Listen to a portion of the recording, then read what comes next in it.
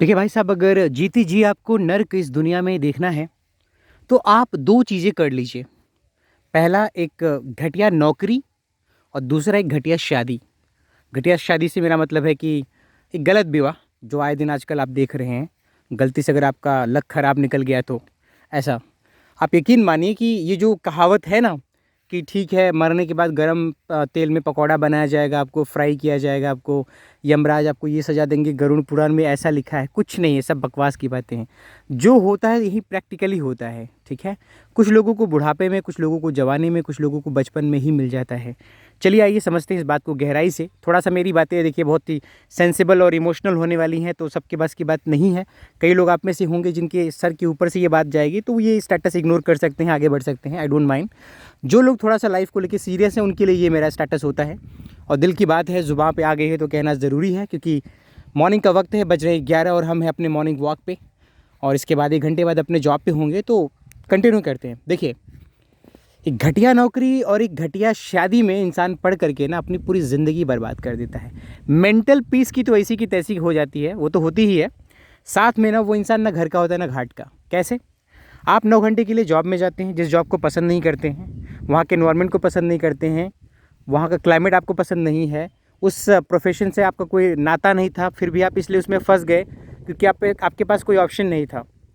अब 9 आवर्स के लिए आप वहाँ होते हैं, फ्रस्ट्रेटेड होते हैं, सुनते हैं अपने बॉस की, अपने मैनेजर की, अपने टीम लीडर की। 9 आवर्स के बाद आते हैं अपने घर पे। और मैंने जैसे कि बताया कि आपकी जो पार्टनर है, बीवी है, या इनकेस अगर आप मैरिड हैं, आप औरत हैं, आपकी शादी हुई किसी पुरुष से, तो आपका आमना सामना तो शाम को होगा ही, राइट। तो फिर आप दोनों के बीच में वो जो लड़ाई झगड़े होते हैं ना भाई साहब, मतलब 9 घंटे उधर नौकरी करके आए और 9 घंटे चलो इधर घर पे लड़ाई करो। फिर आप ज़िंदगी, मतलब कितनी घटिया लाइफ होती होगी। हालांकि जो लोग ऐसे होंगे, एक्सपीरियंस किए होंगे, पता होगा। मैं तो बस आए दिन घटनाएं देख करके सबक ले रहा हूँ, सीख रहा हूँ, समझ रहा हूँ, एहसास कर रहा हूँ, रूबरू हो रहा हूँ एक्चुअली। तो यही कहना चाहेंगे कि यार देखिए, नौकरी और शादी का चयन करते हुए ना भाई साहब, बड़ा सोच समझ करके करिएगा। और हाँ, इन दोनों चीज़ों में अक्सर समाज बीच में ज़रूर आता है। परिवार, समाज, रिश्तेदार। एक होता ना कि यार ये जॉब रहेगी तो समाज में एक इज़्ज़त होगी, पड़ोसी में इज़्ज़त होगी, माता पिता, नात रिश्तेदार सम्मान देंगे। और इसी सम्मान के चक्कर में पड़ के भैया आप घटिया शादी और घटिया नौकरी करते हैं। फिर बेफिजूल का आपका बॉस आपको गालियाँ देता है, सुनाता है, सुनाती है, अगर वो फीमेल है तो। इस तरह से तो आपकी ज़िंदगी हो जाती है भाई साहब। एक कागज़ के टुकड़े को बटोरने के चक्कर में अपनी ज़िल्लत भरी लाइफ को जीना शुरू करते हैं। फिर घर पे आते हैं भाई साहब, बीवी की, वो गॉड। तो कहने का मतलब ये है ना कि वो इंसान ज़्यादा दिन तो ज़िंदा रहता भी नहीं है। आई थिंक 5 साल, 10 साल, 15 साल। कोई ना कोई बीमारी पनपती है, मोटा ताज़ा हो जाता है, और कोई ना कोई बीमारी आती है भाई साहब, वो मर ही जाता है बेचारा। और मरना भी ठीक है उसके लिए, एटलीस्ट वो ज़िंदगी भर जिल्लत झेलने से अच्छा है कि वो मर ही जाए। तो इसलिए भाई साहब देखिए, विवाह और नौकरी का चयन करते हुए ना एक नहीं, 1000 बार सोचिएगा, ठीक है। कि क्या आपका इसमें इंटरेस्ट है भी कि नहीं, क्या आपका ये प्रोफेशन है भी कि नहीं, क्या आप इस काम को करने में पैशनेट हैं कि नहीं है, आपका पैशन क्या है, किस चीज़ में आप इंटरेस्टेड हैं। तो इस बेसिस पे डिसाइड करके प्लान करिए, एंड प्लान करने के बाद डिसाइड करके फिर आप कंटिन्यू करिए। उसके बाद जो लाइफ आप जिएंगे, चाहे वो आप नौकरी कर रहे हो, चाहे आपकी शादी हुई हो, क्योंकि वो जो आप डिसीज़न लिए हुए हो ना, वो डिसीज़न आप अपने अकॉर्डिंग आपने डिसीजन लिया है, ठीक है। तो आई थिंक बहुत ज़्यादा चांसेस है कि ज़िंदगी थोड़ा सा सुकून से बीत जाएगी। बहुत ज़्यादा सुकून से नहीं, क्योंकि आज की डेट में कोई सुकून से है नहीं, लेकिन चांसेस ये हैं कि अगर आपकी मनपसंद जॉब है, आपका प्रोफेशन है, आपका पैशन है, तो वो जॉब नहीं, आपको मज़ा आएगा, ऐसा लगेगा कि आप बस इसी के लिए बने थे, है ना। और शादी अगर एक सही इंसान से हो गई है तो आपका जीवन संवर जाएगा, क्योंकि नौकरी मतलब मे भी नौकरी में कोई प्रॉब्लम आ रही है तो आपका जो हमसफ़र है, आपका जो साथी है, वो कहीं ना कहीं आपको संवार देता है या संवार देती है। तो ये चीज़ याद रखिए, घटिया नौकरी, घटिया विवाह नेवर, कभी ना करें, वरना जीते जी यहीं पे नर्क दिखेंगे और भुगतेंगे। और इसी समाज, इसी सोसाइटी, इसी परिवार, इसी रिश्तेदार के लिए केवल। अब आप तय कर लीजिए, ज़िंदगी आपकी है, आप अपने लिए पैदा हुए हैं जीने के लिए, या उस समाज के लिए, उस रिश्तेदार के लिए।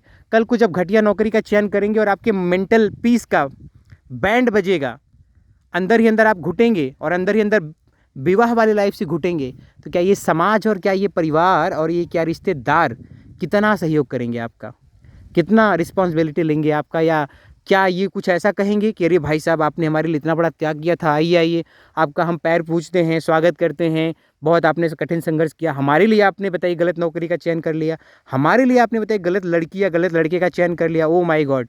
क्या कोई समाज कहेगा ऐसा? भाई साहब कोई नहीं कहेगा, है ना। सबको अपनी अपनी पड़ी है, सबको फुर्सत नहीं है भाई। वो सिंपल सी बात कहेंगे, तुम जानो तुम्हारी लाइफ है, तुम घटिया नौकरी कर रहे हो, घटिया लड़की से शादी हो, हमसे क्या मतलब है, हम अपने काम में बिजी हैं। और यही दुनिया है। और इसी घटिया समाज, इसी घटिया लोगों के लिए भाई साहब हम मरे जा रहे हैं, सोशल में अपना स्टेटस बनाने के लिए।